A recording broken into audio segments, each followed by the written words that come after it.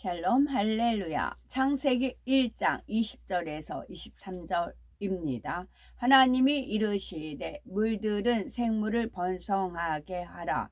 땅 위 하늘의 궁창에는 새가 나르라 하시고, 하나님이 큰 바다 짐승들과 물에서 번성하여 움직이는 모든 생물을 그 종류대로, 날개 있는 모든 새를 그 종류대로 창조하시니 하나님이 보시기에 좋았더라.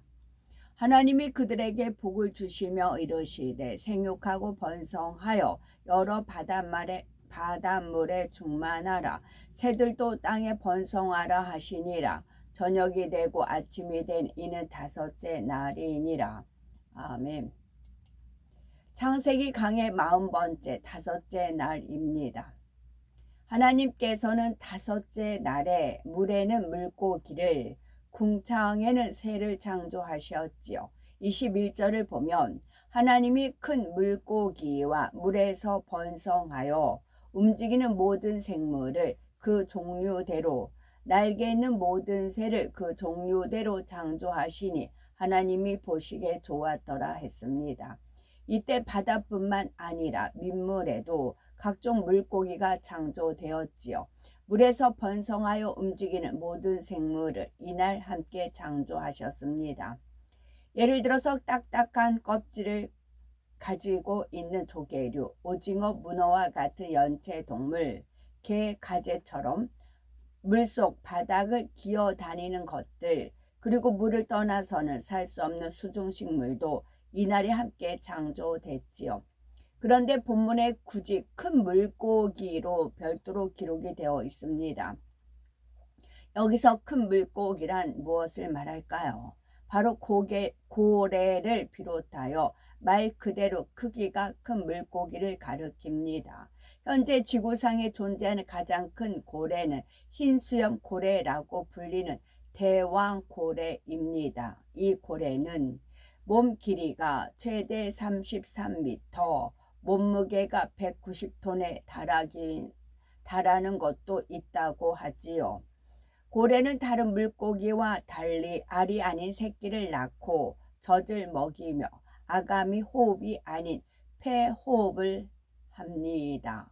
그래서 생물학에서는 고래를 물고기 어류가 아닌 소, 말, 양과 같은 포유류로 분류를 하지요. 생물학에서 말하는 포유류 동물은 여섯째 날에 창조가 되었습니다.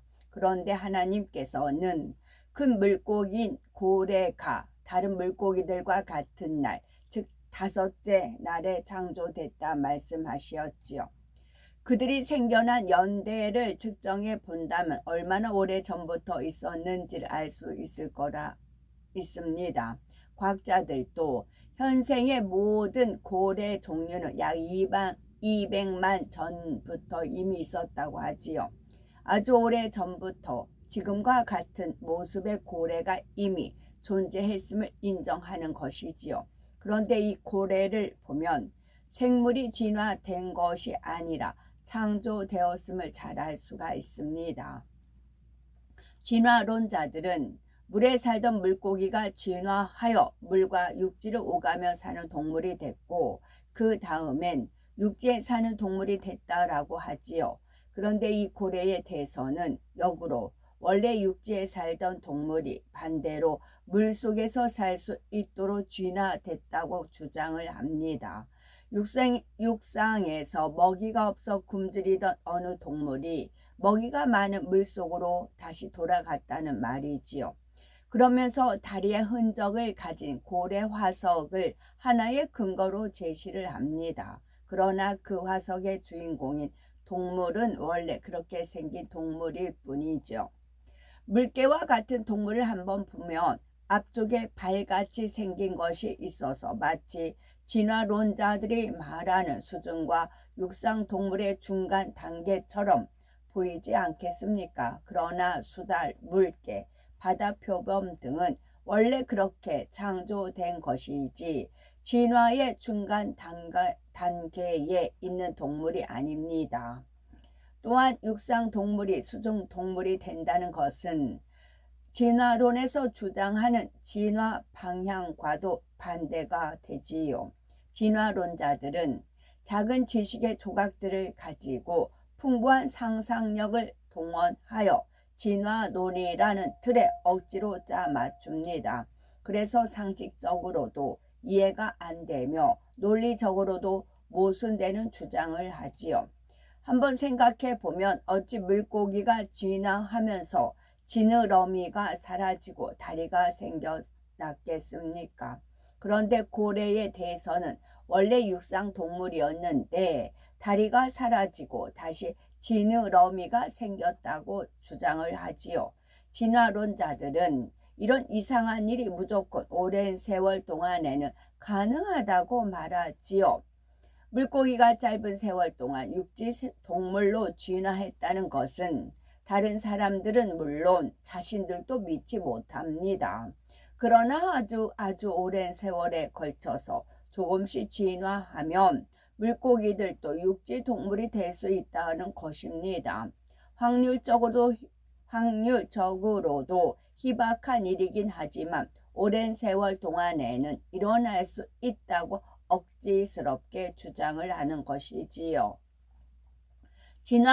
진화론자는 진화는 대부분 이런 식으로 설명을 합니다. 하지만 우리는 조금만 생각해 보면 이러한 주장이 얼마나 억측인지를 쉽게 알 수가 있어요.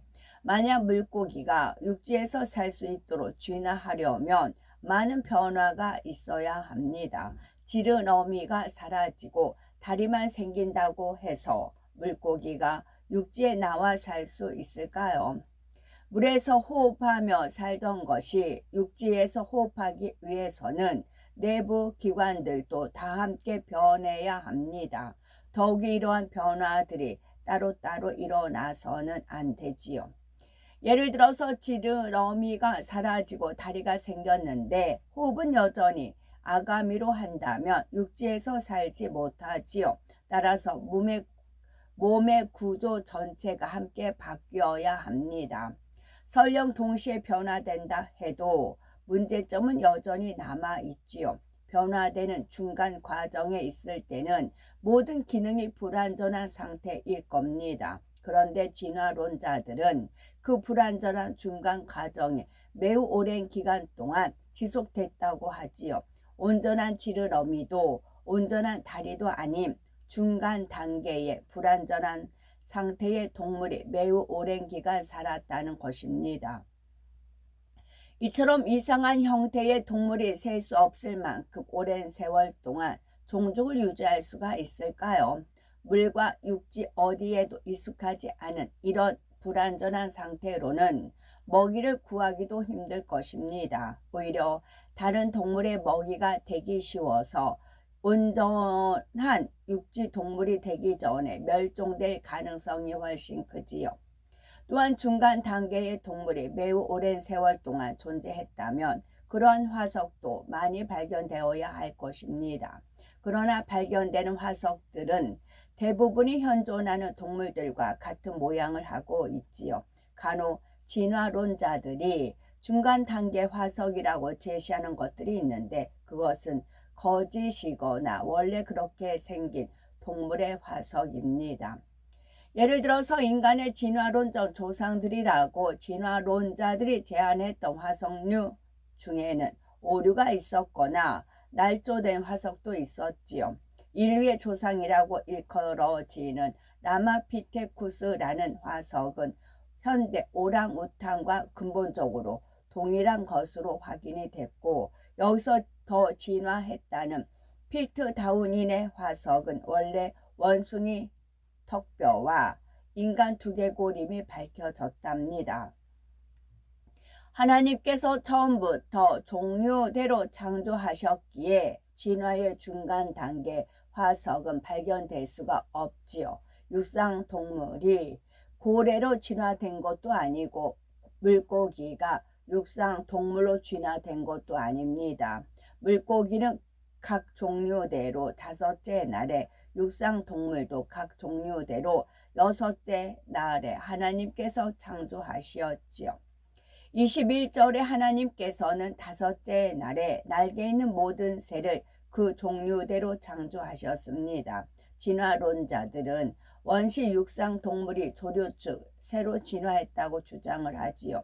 진화론에서 주장하는 대로 육상 동물이 진화하여 새가 되는 과정을 한번 상상해 보면, 먼저 앞다리는 새의 날개가 되어야 하고 뒷다리도 새의 다리로 변해야 합니다. 또한 몸의 구조와 내부 기관들도 하늘을 날 수 있는 형태로 바뀌어야 하지요. 피부에는 온통 깃털이 나야 하고, 다만이 육지에 살던 어떤 동물에게 갑자기 날개가 생긴다 해서 그 동물이 당장 날 수 있는 것은 아닙니다. 비유를 들어서 강한 엔진을 가진 좋은 자동차 한 대가 있다고 합시다. 만일 이 자동차에 양쪽에 날개를 단다면 이 자동차가 하늘을 날 수가 있겠습니까? 아무리 오랜 세월이 흘러도 그대로는 결코 하늘을 날 수가 없습니다. 하늘을 날 수 있기 위해서는 비행기나 헬리콥터와 같은 모양과 구조로 바뀌어야 하지요. 자동차를 대충 개조한다고 해서 비행기가 될 수 없듯이 이 육상 동물이 새로 진화할 수도 없습니다. 우리가 새에 대해서 자세히 살펴보면 새는 하늘을 날 수 있는 특별한 구조로 만들어졌다는 사실을 알 수가 있지요. 새의 신체 구조상의 형태와 특징, 그리고 새가 가지고 있는 본능 등 지극히 세밀한 부분까지도 하늘을 날기에 적합하게 창조됐습니다. 새뿐만이 아니라 모든 피조물이 각기 전 환경에서 잘 살 수 있는 뛰어난 능력을 갖고 있는 것이지요. 그러한 능력은 피조물이 스스로 가질 수 없고 창조주 하나님께서 부여해 주신 것입니다. 욥기 12장 7절에서 9절에 이제 모든 짐승에게 물어보라. 그것들이 네게 가르치리라. 공중의 새에게 물어보라. 그것들이 또한 네게 고하리라. 땅에게 말하라. 네게 가르치리라. 바다의 고기도 네게 설명하리라. 이것들 중에 어느 것이 여호와의 손이 이를 행하신 줄을 알지 못하랴 한 것입니다. 만약 동물들이 말할 수 있다면 그들은 모두 창조주 하나님의 손이 자신들을 만드셨다고 분명하게 설명해 줄 거라고 말씀하시죠. 동물들도 이처럼 창조주 하나님을 아는데 지각이 있는 사람들이 오히려 창조주 하나님을 찾지 않고 믿지 않으니 참으로 안타까운 일입니다. 그런데 사람들도 어떤 동물이나 식물들이 아주 독특하고 뛰어난 능력을 갖고 있는 것을 인정합니다. 그리고 그것을 연구하고 모방하여 첨단 기술에 응용하기도 하는데, 이러한 학문을 생체 모방 공학이라고 한답니다. 먼저 상어, 그 몇 가지 예를 들면, 먼저 상어 비늘의 원리를 이용한 전신 수영복을 예를 들 수가 있겠는데요. 어떤 상어 종류 중에는 바닷속에서 시속 80km 속도로 헤엄을 치는 것도 있습니다. 이렇게 빨리 헤엄치는 상어의 비늘에는 마찰, 저항을 줄여주는 장치가 있지요. 이러한 상어 비늘의 원리를 응용하여 만든 전신 수영복은 일반 수영복보다 저항이 10에서 15% 줄었습니다. 그것은 그만큼 물속에서 앞으로 나가기가 더 쉬워졌다는 뜻이지요. 이 전신 수영복은 2000년 시드니 올림픽에서 처음 등장을 하였고, 그런데 바로 전신 수영복을 입은 선수들이 이 수영복에 걸린 33개 금메달 중 25개를 땄다고 합니다.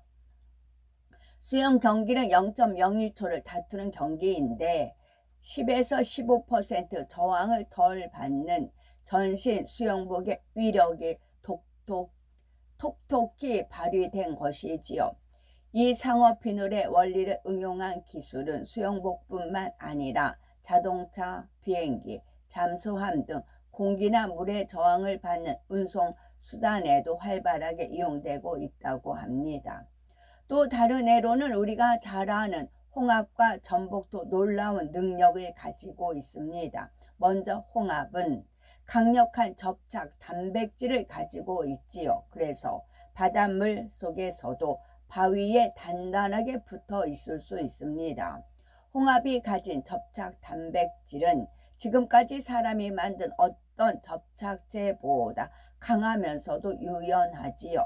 사람의 힘줄과 비교하면 5배나 질기면서 16배나 잘 늘어난다고 합니다. 홍합의 접착 단백질은 천연물이기 때문에 인체에 사용해도 안전하여 찢어진 피부나 부러진 뼈를 접착할 수 있는 의료용 접착제로 활용할 수가 있지요. 이 접착제는 물속에서도 강하기에 선박이나 군함을 제조하는데 매우 용이할 것이라고 합니다. 전복 껍질은 굉장히 단단하지요. 그것은 전복 껍질에 매우 독특한 구조를 갖고 있기 때문임이 밝혀졌지요. 이러한 전복 껍질의 구조를 응용하면 매우 단단한 물체를 만들 수 있게 됩니다. 미국의 한 연구팀은 전복 껍질의 구조를 응용하여 탱크의 철갑을 만들어 냈다고 합니다. 거미줄은 약해 보이지만 같은 굵기의 강철보다 5배나 강합니다. 거미줄의 두께가 1mm가 되면 성인 1명을 들 수 있을 정도이지요. 또한 거미줄은 실크처럼 부드러우면서도 나일론처럼 질기며 신축성도 뛰어나지요. 공기는 잘 통하되 수분은 침투하지 못하는 특성도 갖고 있어서 방탄복, 낙하산 등을 만드는 데 응용이 됩니다. 생체 모방 공학에 있어서 대표적 연구 대상이 있는데 그것은 바로 우리에게 친근한 잠자리입니다. 원래 잠자리는 사람이 잡으려고 하면 재빨리 날아가지요. 잠자리는 공중에 머물러 있다가도 순간 시속 50km 속도를 낼 수가 있다고 합니다. 미국에서는 이 기능을 전투기에 적용하기 위해 활발히 연구 중이라고 한답니다. 이 밖에도 잠자리는 여러 측면에서 놀라운 비행 능력을 가지고 있음이 밝혀졌지요. 잠자리는 앞뒤로 자유롭게 날아다닐 수 있고 1초에 무려 40회나 날개짓을 합니다. 만일 사람이 팔을 이렇게 많이 사용한다면 팔과 몸통이 만나는 어깨 부분에 심하게 무리가 갈 겁니다. 잠자리는 평생 동안 무수히 날개짓을 해도 괜찮도록 몸통과 날개가 연결되는 부분에 레실린이라는 고무 단백질이 있습니다. 잠자리에 있는 이 고무 단백질은 그 탄력성이 매우 우수하기에 과학자들은 이를 모방하여 인공 레실린을 개발하고 있지요. 또한 잠자리의 중요 기관은 액체로 둘러싸여 있다고 합니다. 그래서 잠자리가 최고속도로 비행하며 자기 몸무게의 30배가 되는 힘을 받을 때도 내부 기관들을 보호할 수가 있지요. 이 원리를 모방해 전투 조종사의 새로운 비행복을 개발하려는 연구가 진행 중이라고 합니다. 또 잠자리는 날고 있는 먹잇감을 아래에서 접근해 마지막 순간 다리를 뻗어 낚아챌 수 있습니다. 이렇게 먹이를 잡는 확률은 97%이지요. 미국에서는 잠자리가 먹이를 잡을 때 사용하는 이 신경체계를 연구해 비행체의 새로운 유도 시스템을 개발한다고 합니다. 잠자리는 눈도 참으로 신기하게 생겼지요. 잠자리에게는 최대 약 28,000개의 난눈이 모인 겹눈 한 쌍이 있습니다. 겹눈이라는 것은 조금씩 다른 방향을 향하는 수많은 난눈들이 모여서 이루어진 눈이지요. 그런데 신기하게도 이 난눈의 모양이 전부 정육각형이라고 합니다. 첫째 하늘인 이 육의 공간에서는 숫자 6이 완전한 상태를 의미합니다. 또한 도형 중 육각형이 가장 안정적이고 균형적이지요. 잠자리 이외에도 육각형 난눈이 모인 곁눈을 가진 곤충들이 더 있습니다. 꿀벌, 나비, 개미 등도 육각형 난눈을 수백 홀은 수천 개씩 가지고 있지요. 그런데 잠자리가 가진 난눈의 수가 곤충들 가운데 가장 많다고 합니다. 따라서 잠자리는 머리를 들지도 않고서 위, 아래, 앞뒤를 동시에 볼 수가 있지요. 움직이는 물체는 20m 떨어진 것도 볼 수가 있고 최고 37m 떨어진 곳에 있는 물체의 움직임도 간파할 수 있다고 합니다. 과학자들은 이 잠자리 눈의 원리를 응용하여 360도 시야를 갖는 광학 카메라 렌즈를 개발했지요. 이것이 상용화되면 인체 내부의 미세한 변화를 감지할 수 있는 내시경이나 공간상의 미세한 움직임을 360도로 촬영하는 카메라가 나올 수 있다고 합니다. 2009년 7월 14일 BBC 뉴스는 잠자리가 곤충 중에서 마라톤 챔피언 자리를 차지했다는 내용이 보도가 됐답니다. 이는 잠자리가 가장 먼 거리를 이동하는 곤충이라는 의미이지요. 그전까지 곤충 세계의 마라톤 챔피언은 멕시코에서 캐나다까지 7,000km를 왕복하는 모나크 나비였지요. 몰디브의 한 생물학자가 10여 년간 연구한 결과 잠자리가 훨씬 더 먼 거리를 이동함을 알게 됐답니다. 잠자리는 인도에서 아프리카까지 14,000 내지 18,000km에 이르는 먼 길을 해마다 이동한다는 것입니다. 이 왕복 경로를 한 차례 완주하기까지는 모나크 나비와 마찬가지로 4세대에 걸렸고요. 그런데 잠자리의 그 이동 경로 중에는 80km의 바다가 포함되어 있답니다. 이는 잠자리가 최소한 800km 거리를 잠시도 쉬지 않고 계속 날아야 한다는 뜻이지요. 어떻게 잠자리가 바다를 건너서 그 먼 거리를 항해할 수가 있는지는 여전히 미스터리라고 한답니다. 하나님께서 종류대로 바다의 물고기와 새들을 창조하셨으며 결코 진화가 아닙니다. 그리고 동식물이 갖고 있는 특별한 능력을 사람들이 연구하고 모방하여 첨단 기술에 응용하는 예들을 말씀드렸고, 마음이 선한 사람이라면 동식물이 갖고 있는 그런 뛰어난 능력만 보고도 창조주가 계심을 인정하고 믿을 겁니다. 진화로는 그렇게 될 수 없다는 것을 연구하는 자신들도 더 잘 알기 때문이지요. 마태복음 6장 26절은 예수님께서 우리들에게 다음과 같이 말씀을 하셨습니다. 공중의 새를 보라. 심지도 않고 거두지도 않고 창고에 모아 들이지도 아니하되 너희 천부께서 기르시나니 너희는 이것들보다 귀하지 아니하냐. 새들도 이렇게 돌보시는 하나님께서 하물며 하나님의 자녀들은 얼마나 더 귀히 여기시겠는지요. 아버지 하나님의 마음은 항상 자녀들에게 가장 좋은 것을 주기 원하십니다. 다만 사랑과 공의와 조화를 이루어야 하므로 우리 편에서 아버지께 믿음으로 구해야 하지요. 믿음으로 구하는 사람에게 아버지 하나님께서는 반드시 응답을 주십니다.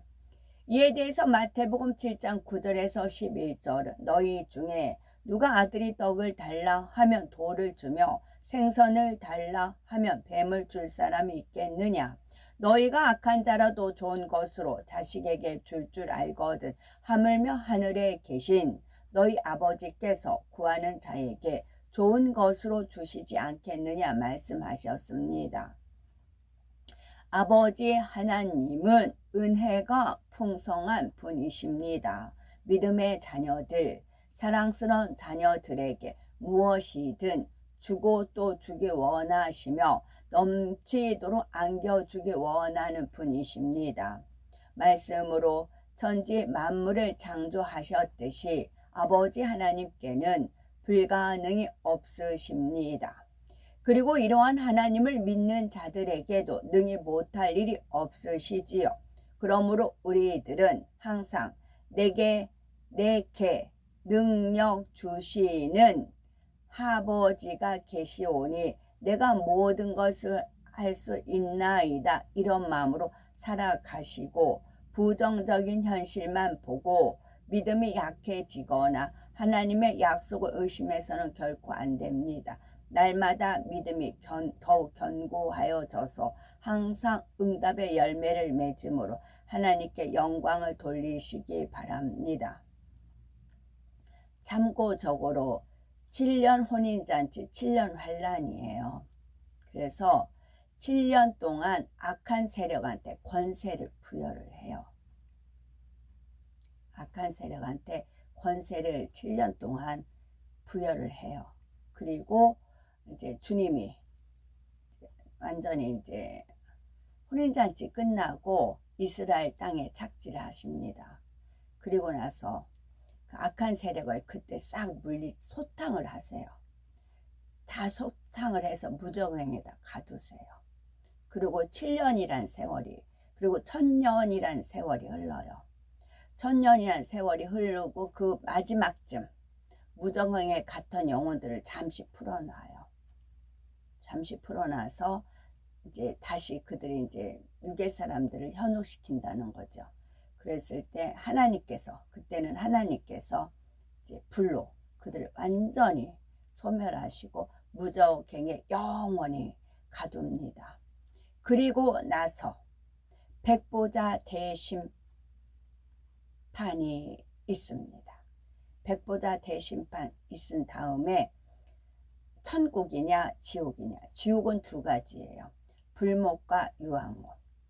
불못은 이제 일반적으로 예수님 믿지 않는다거나 뭐 이제 일반적인 그런 죄 지은 사람의, 유황못은 현저하게 하나님을 방해한 자들, 그런 자들이 유황못에 가고, 천국도 하나의 천국이 아니고 믿음에 따라 분리가 됐어요.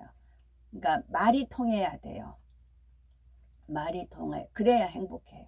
말이 안 통하면, 불통하면 얼마나 답답하고 그래요. 오해가 있고 그렇잖아요.